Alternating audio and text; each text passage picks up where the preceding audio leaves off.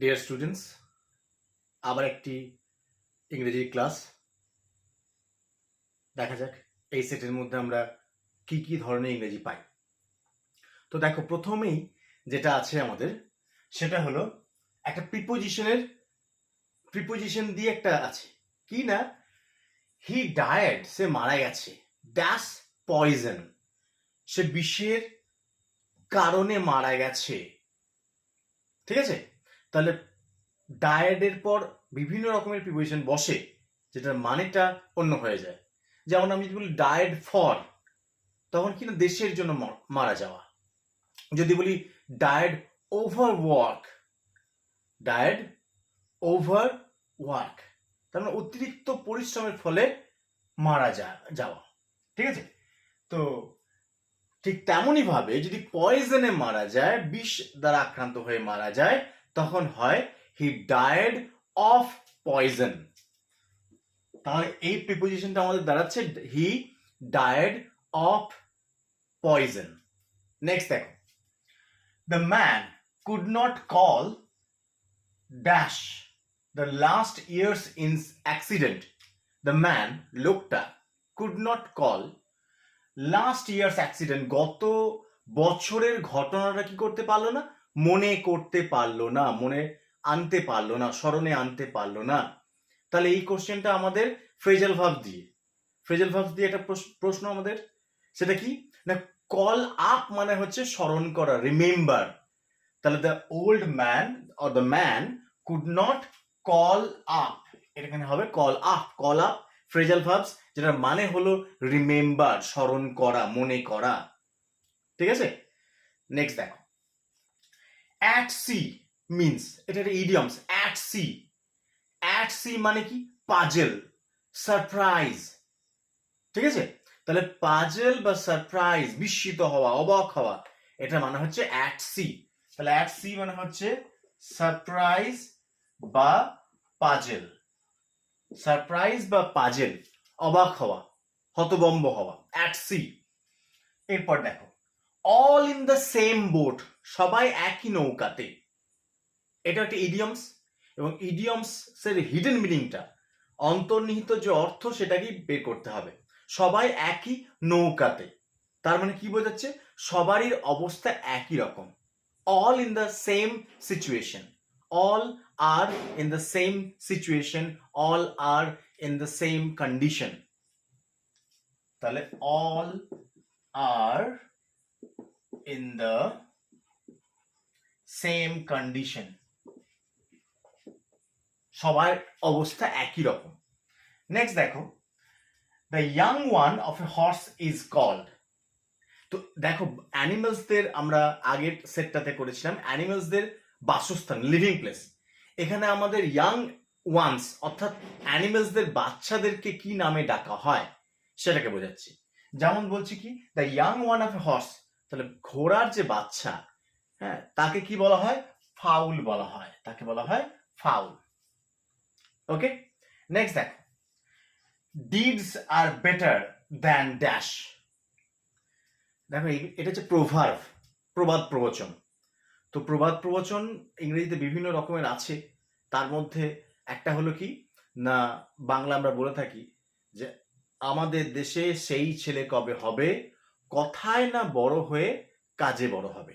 তাহলে ডিডস মানে হচ্ছে কর্ম, কাজ, সেটা কি ইজ বেটার, ভালো, কার থেকে, ওয়ার্ডস, কথার থেকে কাজ ভালো।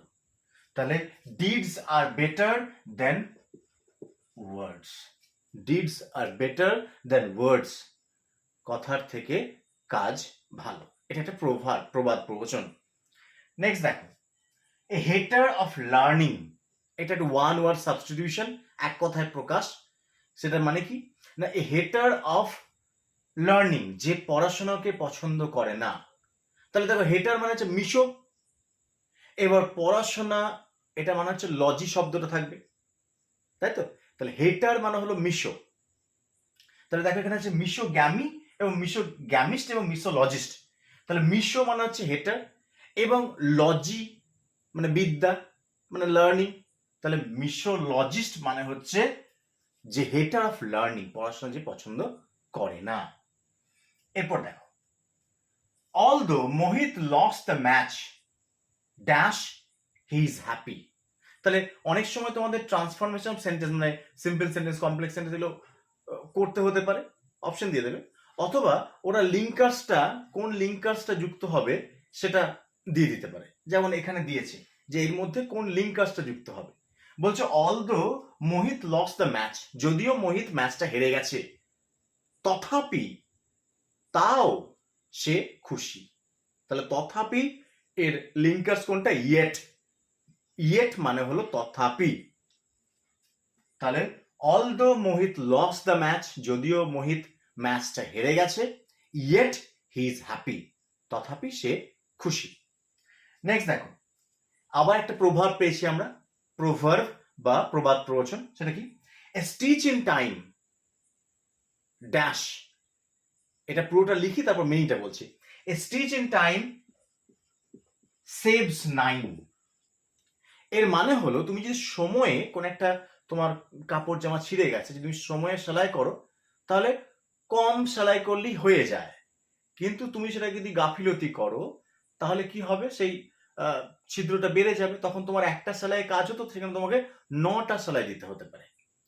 এটা হচ্ছে আক্ষরিক অর্থ। আর এটার মানে কি বলতে চাইছে, যে তুমি যদি কোনো কাজ ফেলে রাখো, সে কাজটা ধীরে ধীরে ধীরে ধীরে ধীরে ধীরে তোমার উপর বোঝা তৈরি হয়ে যাবে।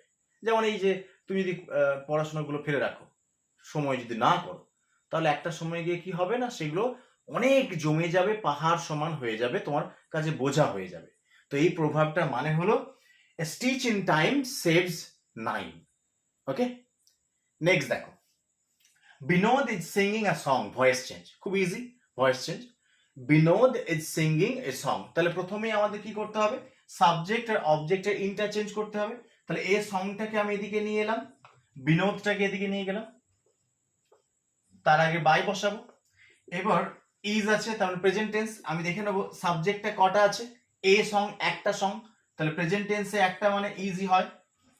এবার আইএনজি আছে মানে কন্টিনিউয়াস টেন্স, আর আইএনজি থাকলে তার জন্য বিইং হয়। এইবার যে ভার্বটা পড়ে রয়েছে ভার্বটার V3, তাহলে সিং এর V3 হচ্ছে সিং, স্যাং, সাং। সিং V1, স্যাং V2 এবং সাং SUNG সাং হচ্ছে V3। তাহলে a song is being sung SUNG sung by Binod. তাহলে এটা কি দাঁড়ালো, a song is being sung by Binod. এটা গেল আমাদের ভয়েস চেঞ্জ। আজকের মতো এখানেই, থ্যাংক ইউ।